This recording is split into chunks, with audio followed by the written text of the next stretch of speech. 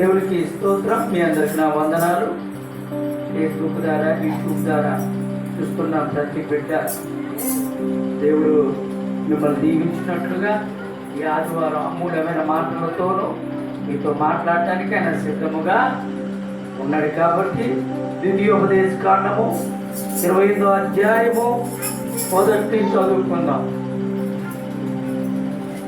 ద్వితీయోపదేశ కాండం 28 మొదటి నుండి చదువుకుందాం. చదవండమ్మా. నీ దేవుడు అయిన యెహోవా మాటలు శ్రద్ధగా విని నేను నీకు ఆజ్ఞాపించిన ఆజ్ఞలన్నిటిని అనుసరించి నడుచుకుని ఎడల నీ దేవుడు అయిన యెహోవా భూమి మీద సమస్త జనుల కంటే నిన్ను హెచ్చించును. ఎవరు మాట్లాడుతానంటే దేవుడు. మరి ఆదివారం రోజు నా ఆజ్ఞను అనుసరించిన ఎడల భూమి మీద ఉన్న సమస్త జనుల కంటే నిన్ను హెచ్చించును. మరి మనల్ని హెచ్చించాలంటే మనం మొదటి పాటించాల్సింది ఏంటంటే చెప్పాలా ద్వితీయోపదేశ కాండము 28 మనం ఏం చేయాలంటే ఆజ్ఞలను పాటించాలంట. చూడండి, ఆజ్ఞలు అనగా చూడండి, ఆజ్ఞలు అనగా ప్రతి ఆజ్ఞలు అది ఒక్క రాసింది. అది ఆజ్ఞలు. నిర్గమకాండ 20వ అధ్యాయంలో ఆ ఆజ్ఞలు ఉన్నాయి. ఏంటంటే నేను తప్ప వేరొక దేవుడు నీకుండకూడదు. పైన ఆకాశం అంతే కానీ, కింద భూమి అంతే కానీ, భూమి కింద నీటి అంతే కానీ ఏ రూపమునైనా విగ్రహమునైనా మీరు చేసుకోకూడదు, దానికి సాగిలపడకూడదు. ఇట్లా 10 ఆజ్ఞలు రాసి ఈ 10 ఆజ్ఞల్లో దాన్ని నువ్వు జరిగించినట్లే ఎడలా ఈ లోకంలో ఉన్న వారికంటే పోగా నేను హెచ్చిస్తాను. మనకు కావాల్సింది మన జన్మకి, మానవుడు జన్మించినప్పుడు మనం హెచ్చింపబడాలా, అందరికంటే గొప్పగా ఉండాలి, అందరికంటే గొప్పగా జీవించబడాలని మనం ఆశపడతాం. అవునా కదా? ఎన్ని రోజులు చూసినా ఈ పేదరికమేనా, ఎన్ని రోజులు చూసినా ఈ అప్పులేనా, ఎన్ని రోజులు చూసినా ఈ దుఃఖమేనా, ఎన్ని రోజులు చూసినా ఈ వేదనేనా, ఎన్ని రోజులు చూసినా ఈ అవమానాలేనా అని అనుకుంటున్నామేమో. కానీ కామంతో నా ఆజ్ఞలు పాటించిన ఎడలా భూమి మీద ఉన్న సమస్త జనుల కంటే నేను హెచ్చించేదను అన్నాడు దేవుడు. అలనాడు మోషేతో మాట్లాడింది. మోషే నా పర్వతం మీదకి రా అన్నాడు. వచ్చినప్పుడు 40 రోజులు ఉపవాసం ఉండంటమ్మా. 7 రోజులు ఉదయం రాత్రి ఉదయం ఉపవాసం ఉండి ఆజ్ఞను పలకరించినట. 10 ఆజ్ఞలు నిర్గమకాండం 20వ అధ్యాయంలో ఉంటుంది. మనం ఏం చేస్తామంటే ఆయన చెప్పినట్లు మనం చేయాలంట, నువ్వు పాటించాలా. ఇంకోటి ఏంటంటే దాంట్లోనే ఆజ్ఞల్లోనే 6 రోజులు కష్టపడు, 7వ రోజు ఎక్కడికి రావాలంట? దేవుడు సన్నిధికి రా అన్నాడు. ఒక దినము గడుపుట వల్ల ఎన్ని దినాల ఆశీర్వాదం అంట? 1000 దినాల ఆశీర్వాదం అని దేవుడు మాట్లాడు. ఒక దినము గడిపితే ఎన్ని దినాల ఆశీర్వాదం? 1000 దినాల ఆశీర్వాదం అంట. ఈ 10 ఆజ్ఞలు నువ్వు పాటించినట్లే ఏమున్నాయి? 10 ఆజ్ఞలు. నారాత్రి చేయరాదు, వ్యభిచరించరాదు, దొంగిలించరాదు, నీ పొరుగు వాడి మీద అబద్ధ సాక్షి పలకరాదు, నీ పొరుగు వాడి మీద సొమ్మును మనం దాన్ని చూసుకోకూడదట.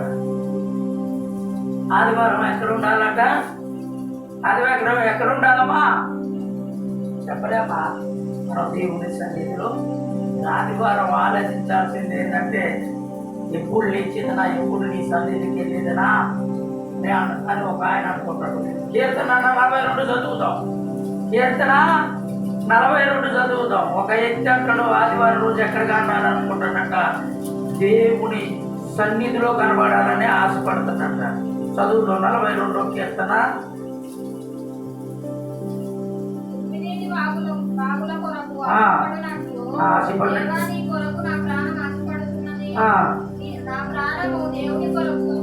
దృష్టకొనుచున్నది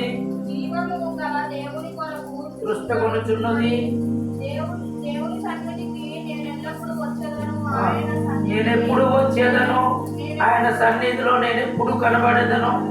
నీ దేవుడు ఏమైనని వారు నిత్యము నాతో ఆలోచించుగా ఉండగా రాత్రి పగలు నా కన్నీరు నాకు అన్నపానమైన హల్లెలూయా. ఇక్కడ దావీదు ఏమంటాడంటే, ఇంతనారమ్మ దుప్పి నీటి వాకు కూడా ఆశపడ్డాడు. దుప్పి ఎండాకాలం ఎక్కడ ఆశపడుతుంది? నీటి వాగుల వరకు, మరి అదేవిధంగా చెరువుల దగ్గర నీటి కొరకు చూస్తుంది. ఆ నీటిలో ఏముంటాయి? ముసళ్ళు ఉంటాయి. మరి ఆ చుట్టుప్రక్కన పులులు, సింహాలు, వెలుగు పంటలు ఉంటాయి. అన్నీ ఉన్నా, ఎన్ని ఉన్నా అది దాహం తీసుకోకపోతే ఏమైంది? మరణాన్ని పొందింది. కాబట్టి కొండల నుంచి దిగొచ్చి ఆ నీళ్ళను తాగి అది మరలా మారిపోవాలి. కాబట్టి అది ఎలా తప్పి కలిగి ఉందో ఎండాకాలం, అలాగే నేను ఎప్పుడు నీ సన్నిధిలో అంతేనా ఉంది. నీ సన్నిధికి నేను ఎప్పుడు వచ్చేదను, ఆయన నీ సన్నిధిని నేనెప్పుడు కనబడేదను. దావీదు ఆదివారం కాగానే, అప్పట్లో ఆదివారం శనివారం కానీ ఆదివారం ప్రతి వారం నయా నీ సన్నిధిని ఎప్పుడు కాని రావాలి. ఎందుకు అనుకుంటుంది దావీదు? ఎందుకంటే దావీదు గొర్రెలు కాసుకునే దావీదుని, ఆకుల అలములు తినే దావీదుని ఇప్పుడు ఎక్కడ వచ్చిందంటే దేవుడు రాజసింహాసనం మీద వచ్చినాడు, పశ్చిమన్న పరమాణాలు పెట్టిందంట. అదే కాకుండా మరి ఆయన ఎటు వెళ్ళినా దేవుడు శత్రువులను నిడిపించేవాడు. ఏం చేయటం అన్నది ఆయన ఆజ్ఞను భావించేవాడు, ఆశపడేవాడట దేవుడు. నేను ఎప్పుడు నీ సన్నిధిలో కనిపించావు. ఆయన సన్నిధి ఎక్కడ ఉంటుందట? ఎక్కడ? ఇద్దరు లేదా ముగ్గురు కూడి ఉన్న చోట నేను ఉంటాను అంటాడు. ఆయన సన్నిధి ఎక్కడుంది? ఎక్కడ ఇద్దరు ముగ్గురు కూడి ఉందా? మత్తయి సువార్త 18వ అధ్యాయం 19 చదువుతాం. 18 చదవచ్చు. 18 తెలుసుకోవాలి. 18, 19 చదవాలా? ఏడు చేద్దాం. 18 చదివినా 18, 19, 20 చదవాలి. చదవాలి కరెక్ట్. నీలో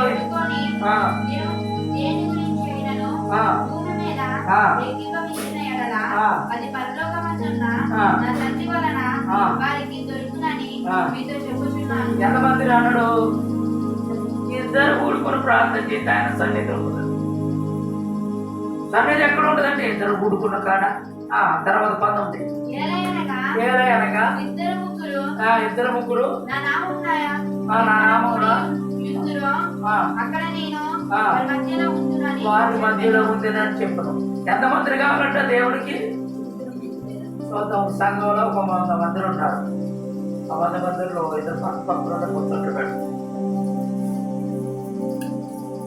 మరలా ఒక ఇద్దరు నిద్రపోతుంటారు. నువ్వు నిద్రపోతున్నా, నీతో పాటు నేను నిద్రపోతున్నా.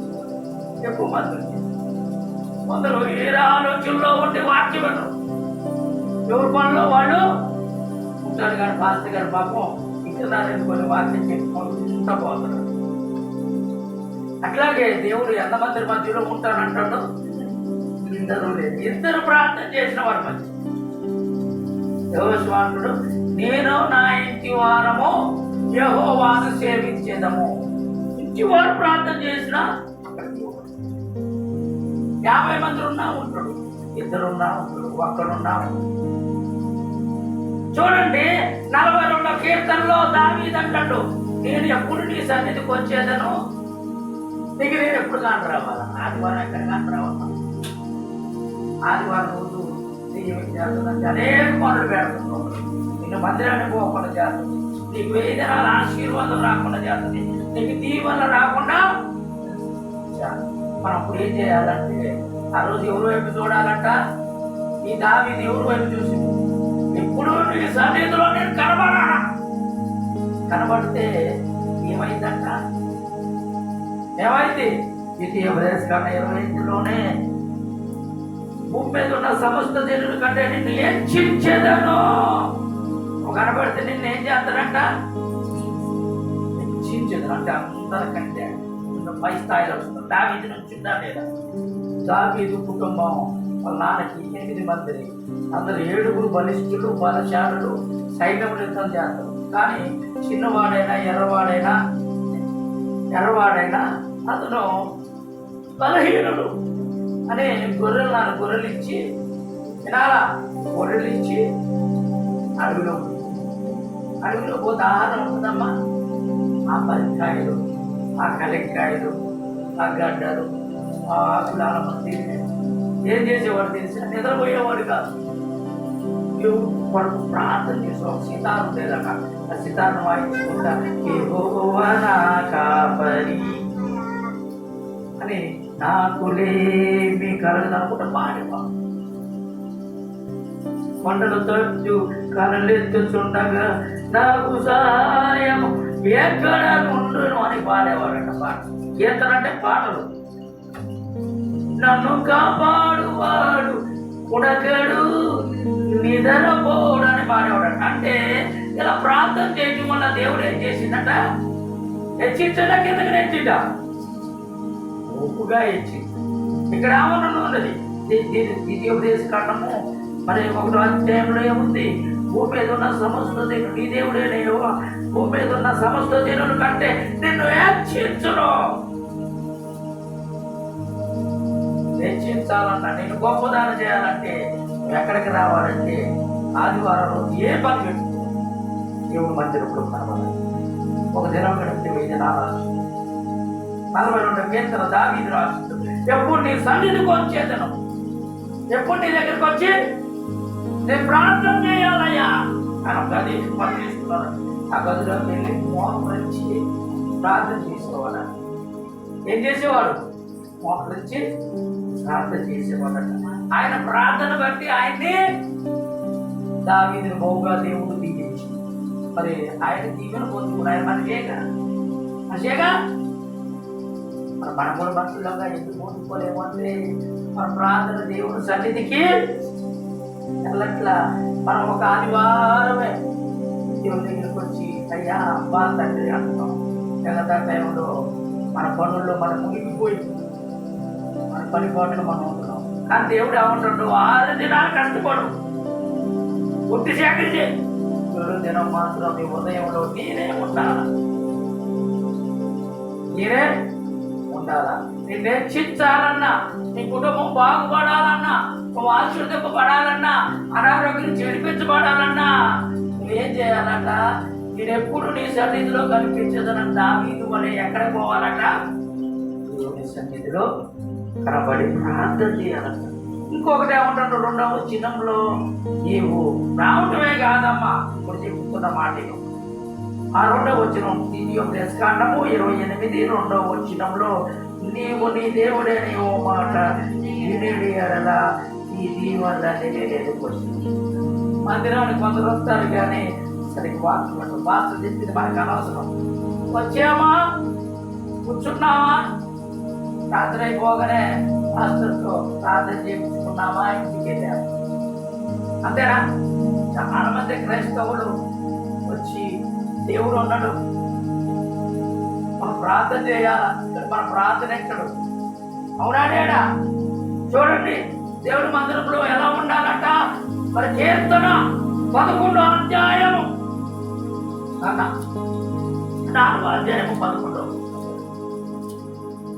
4వ అధ్యాయము 11వ వచనం చదువుకున్నాం. కీర్తన మనం ఎలా భయపడాలి, ఎలా ఉండాలి, ఎలా భయపడాలి దేవుడు మందిరం అశ్రద్ధగా ఉండొద్దు.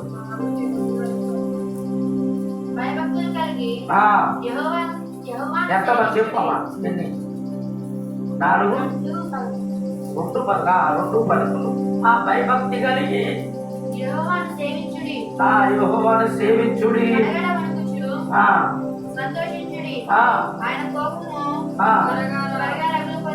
కోపము త్వరగా రగులుకొని.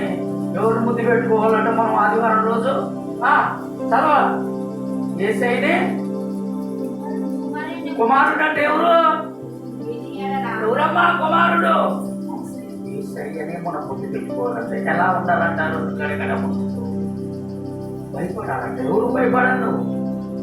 చాలా సంవత్సరం దేవుడికి నువ్వు భయపడవా? ఉందా వచ్చిన యేసు ప్రభుతో పాటు ఇద్దరు సిలువై పడతారు. ఒకడు కుడివైపు, ఒకడు ఎడమవైపు. ఎడమవైపు అంటాడు, నువ్వు నిజంగా ప్రభువా, నువ్వు నిజంగా దేవుడు అయితే నువ్వు దిగి మమ్మల్ని కాపాడు. కానీ కుడివైపు దొంగ ఉంటుంది తెలుసా? అయ్యా నేను ఎన్నో దొంగతో నాకు చేసుకుని ఎందరినో చెప్పిన ఎంతమందినో శ్రమ కలిగించిన దేవా, నీకు తాగదు ఉన్నాను. నీ పరదేశంలోకి వెళ్ళినప్పుడు నన్ను గుర్తు చేసుకోండి, తగ్గించుకోండి అని అది వదిలేసిందా? ఎడవైపు దొంగతున్నాడు. నువ్వు దేవుడికి భయపడవా? నువ్వు చేసింది తప్పు, మనం చేసింది తప్పు కాబట్టి నువ్వు దేవుడికి భయపడవా అని అడిగింది. ఇప్పుడు దొంగ ఎడవైపు దొంగని గద్దించాడు. చూడండి, మనం ఎవరికి భయపడాలట? ఎలా ఉండాలి? గజగజ వణుకుతూ ప్రార్థన చేయాలి. ఎక్కడ ప్రార్థన చేయాలి? దేవుడి సన్నిధి. ఎంతమంది ఉంటే ఎక్కడ? ఇద్దరు ముగ్గురు. ఇద్దరు ఏకీపించినా ఉంటానంటాడు. మరి ఇద్దరు ముగ్గురు ఏకీపించిన ఉంటాడు. నేను నా కుటుంబం యెహోవాను సేవించింది మన యెహోషువ అంటాడు. కుటుంబంతో ప్రార్థించినా ఇస్తాను. వందల మంది దగ్గరే నేను ఉంటానని అన్నాడా దేవుడు? ఇద్దరు ముగ్గురు ఉంటారంట, ఉంటారంటారు. చూడండి, నీ దేవుడైన యెహోవా మాట వినని ఎడలా ఈ దేవుని మీదకి ప్రార్థించు. మనం వినాల. చాలా మంది 90% తినరు, ముచ్చట్లు పెట్టుకుంటారు. ఆ కూర్చుని పెట్టుకుంటే ఇంటికాడ ఖాళీ అక్కడ ఎక్కడికొచ్చి ముచ్చట్లు పెట్టుకుంటారు. ఇప్పుడేం గుర్తుపెట్టుకో, అప్పుడు ఆశీర్వాదం అవుతుందా? చూడండి, అలాంటి వాళ్ళు ప్రార్థన వింటానంటా. చూద్దాం మరి ముచ్చట్లు పెట్టేవాడు. సామెతలు 28:9 చదువుకుందాం. ఇట్లా ముచ్చట్లు పెట్టి మరి నిద్రపోయేవాడు ముచ్చట్లు దేవుడు ఇంటడా? చూద్దాం. సామెతలు 28:9 చదువుకుందాం. చదవ.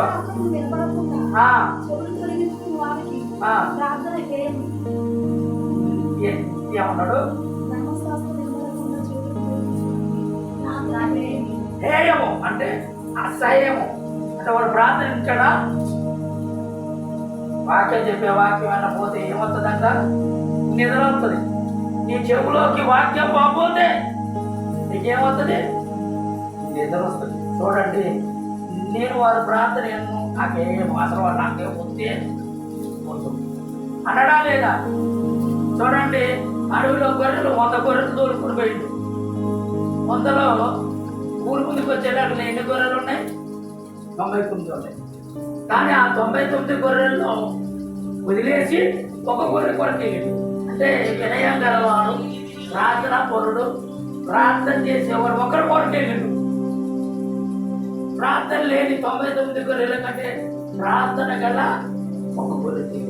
అట్లాగే ఇక్కడ ఏమంటాడంటే, నా ప్రార్థన వినపోతే మన ప్రార్థన ఈనడే, మన కష్టకాలంలో, మన శ్రమల్లో, మన బాధల్లో ఈనడే వినడంటాడు. యెషయా గ్రంథం 1:19-20 దాకా చదువుతున్నాం. యెషయా గ్రంథం ఇంచే అమైంది చదువు. యెషయా 1:19-20 చదువుతాం. 19 గట్టిగా చదవాలా? మీరు సమర్థించి నా నా మాట విని మీరు భూమి యొక్క మంచి పదార్థములు అనుభవించుదురు. సమర్థింపుగా తిరగబడిన ఎడల నిజంగా మీరు కట్టుకుని పాలదు. నువ్వు సంబంధించి దేవుడు మాట వింటే నీవు సమృద్ధమైన ఆహారం, బిర్యానీ పెడతాడు, చేపలు పెడతాడు, మాంసం పెడతాడు. ఎట్లేదా మన అప్రాంత శాఖం మాంసం ఇదిగో ఆది కాలంలో ఉంది. పక్షులని, చేపలని సమస్త జీవకోటి నియంత్రణ భుజించండి. అదొకటే అన్నాడా? మరి కాయగూరలను, ఆకుకూరలు కూడా మీకే అన్నాడు. అనడా లేదా? మనిషిని కలగజేయి, తలకి ఇవన్నీ కలగజేసి ఇవన్నీ మీకు మనం చేయాలంట. వచ్చి కూర్చు అంతేకాదు, కూర్చొని మీకు వాక్యం ఇంటనే ఎడలా భూమి మీద పండు ప్రతి పంట, మామిడికాయ, జామకాయ, అరటికాయ, అన్ని పండ్లు, అన్ని కూరగాయలు అన్ని నీకు ఇచ్చి ఏం చేస్తానన్నాడు? ఏం చేస్తానన్నాడు? చదవాలా, చెప్పాలా? ఏం చేస్తానన్నాడు? అనుభవించుదాన్ని తిని సుఖించి ఆనందిస్తాడు. ఈనాడు ఏడలా అక్కడే రాస్తుంది. దేవుడు కట్టం, దేవుడు వాక్యం 2 అంచెల కట్టం అమ్మా తీసి వదిలేస్తాడు. అంతవరకు చెట్టు ద్రాక్ష సీట్లో ఉన్నప్పుడు ఫలించకపోతే తీసేసినట్టు తీసి ఎక్కడ మారేస్తాడు? మారేస్తాడు. మరి మారేయకుండా ఉండాలంటే నువ్వేం చేయాలా? ఆదివారం వచ్చి ఏం చేయాలా? తీసే మాట ఎవరు అంటే యోహాను వార్త 1వ అధ్యాయం 1వ వచనం చదువుకుంటా. ఆయన ఎవరు? ఆయన ఎవరు? చదవా. వాక్యం దేవుని వద్ద నుండును, వాక్యం ఎవరై ఉన్నాడట? దేవుడై ఉన్నాడట. ఈ వాక్యం ఎవరంటే ఇప్పుడు ఈ వాక్యాన్ని నువ్వు విననే అడలా. నీ ప్రాంతాన్ని నేనను, నా మాటను వినపోతే నీ మాట నేను ఒకళ్ళు ఎన్నావు అనుకో, భూమి మీద పండు ప్రతి ఆహార పదార్థాన్ని పెట్టి నిన్ను దీవిస్తాను అన్నాడు. అవునా కాదా? బైబుల్లో ఏది చెబితే అది నమ్మాలి. మనిషి చెప్పేది నమ్మొద్దు, వాక్యం లేకుండా చెప్పేది నమ్మొద్దు. దేవుడు గుర్రం మీద వస్తాడు. దేవుడు గుర్రం మీద వస్తాడా? మేఘారుడై వస్తాడు అని రాయబడింది ప్రకటన. దేవుడు మన దగ్గరికి ఎట్లా వస్తాడు? మేఘాల మీద వస్తాడు, గుర్రాల మీద, గాడుల మీద రాడు. మన వాక్యం ఉన్నదా లేదని చూసుకోవాలి. జనాలు ఏం చెబుతా అది నమ్మకూడదు, శాపం. కాబట్టి ఆ వాక్యం ఏంటయ్యాడలా ఇది ఉపదేశకాండం 28:2 ఉంటుండు. ఈ దీవెనలన్నీ నీకు వచ్చును. ఏ దీవెనలు అవుతాయట? 3వ వచనం చదువుకుందాం.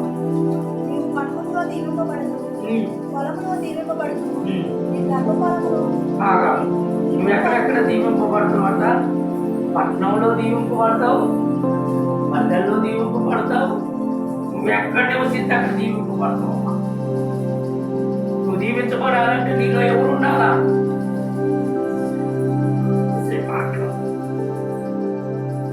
నీ హృదయంలో నా మాటలు పట్టుకో అన్నాడు. చాలా స్వామి హృదయంలో నా వాక్యం ఉంచు. వాక్యం ఎక్కడ ఉండాలంట? వాక్యం ఎక్కడ ఉండాలా? మన యొద్ద చూడండి, రోమాపత్రిక 10వ అధ్యాయం 8వ వచనం. 10వ అధ్యాయం 8వ వచనం చదువుకుందాం. సమయాన్ని సద్వినియోగం చేసుకుందాం. రోమాపత్రిక అది మన చెప్పుతుండగా నీ వద్దను, నీ నోటిలోను, నీ హృదయంలోను ఉండాలి. ఎక్కడెక్కడ ఉండాలా? బైబిల్ ఎక్కడ ఉండాలా? మన ఎగల మీద ఉండాలి, సంచుల్లో, బ్యాగుల్లో ఎక్కడ ఉండాలా? మనకి ఎక్కడ ఉండాలంట? తర్వాత హృదయ శుద్ధి గలవారు తండ్రులు, వారు దేవుని చూసేసారు. ఈ వాక్యం నీలో ఉంటే నువ్వెవరు చూస్తావట? నువ్వు ఫలించాలన్నా, నువ్వు అభివృద్ధి చెందాలన్నా ముందు నీకు వాక్యం నీ హృదయంలో ఉంటే నువ్వు పట్టణంలో దీవింపబడతావు, పల్లెల్లో దీవింపబడతావు, మనములో దీవింపబడతావు. అనడా లేదా? అదే 15వ వచనం చదువుకుందాం. అదే 28-15వ వచనం చదువుకుందాం.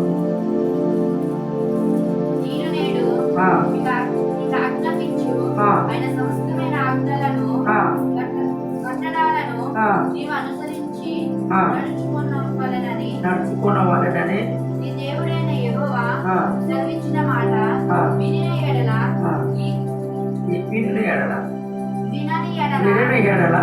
నీ శాపములన్నీ నీ మీద సంభవించును. పట్టణంలో నీవు శిపింపబడదు, పొలంలో శిపింపబడదు. ఎక్కడ శిపింపబడతావు? వినపోతే ఎక్కడెక్కడ శిపింపబడతావు? పట్టణంలో శిపింపబడదు, పొలంలో శిపింపబడదు, పల్లెల్లో శిపించబడదు, నీ దారిలోనూ శిపించబడదు. వినపోతే ఏమవుతుందట? ఉంటే ఈవేళ రాసింది చాలా మందిని కట్టేసుకోమని 50 మందిని చదువుకోమని 100 మందిని చదువుకోమని 90% వాడుతున్నాయి.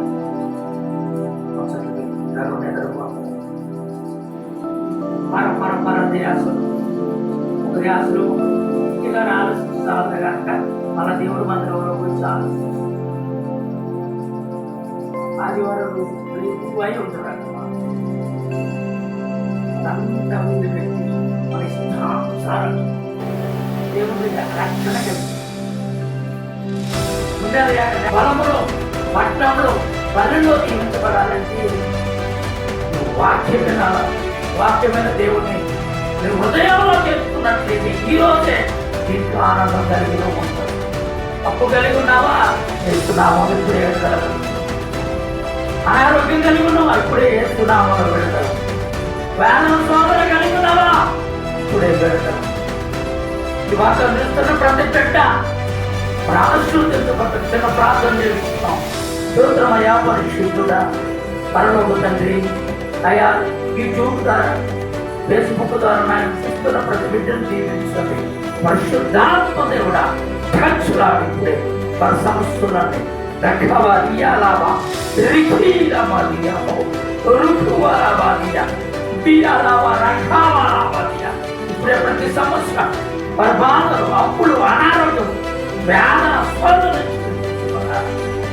ఏ బిడ్డకి ఇల్లు లేక బాధపడుతున్నాడు దేవుడు ఇవ్వబోతాడు, అప్పుడు తీర్చబోతాడు, అనారోగ్యం నుంచి విడిపించబోతాడు. ఏ బిడ్డ వేదన కలిగిందో ఆ వేదన నుంచి ఇప్పుడే దేవుడు తీర్చిపోతాడు. వాక్యం విన్న ప్రతి బిడ్డ నువ్వు ఇప్పుడే ఆశీర్వదించబోతావు. ఇంకేమైనా సమస్యలు కలిగి ఉంటే మా ఫోన్ నెంబర్ 9618563019కి ఫోన్ చేయండి. జీవన కృప ప్రార్థన మందిరం జీవన్ ద్వారా అని నేను మీ కొరకు ప్రార్థన చేస్తాను. వాక్యం విన్న బిడ్డలందరినీ దేవుడు దీవించుకొనుగాక. దేవుడు మిమ్మల్ని ఆశీర్వదించుకోండి.